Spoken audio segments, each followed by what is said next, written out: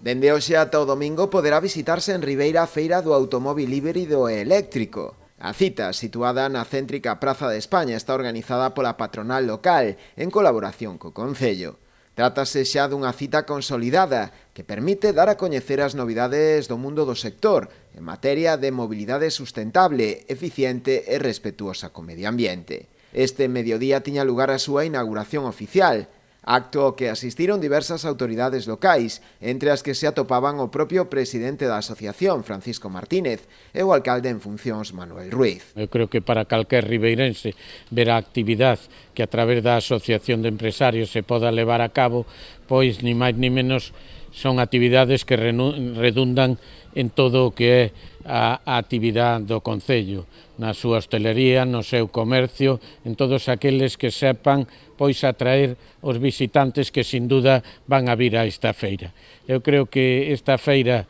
sirve do que ten que ser a comunicación e sobre todo o saber que os vehículos híbridos, os vehículos eléctricos son vehículos de futuro, pero tamén de presente, e polo tanto saber deles, ter esta feira na que un poda indagar en todas as características que teñen, en todas as súas bonanzas, creo que é importante para todos os veciños. Logramos consolidar un evento que a nivel de comarca non o fai en ningún concello, que eu penso que sería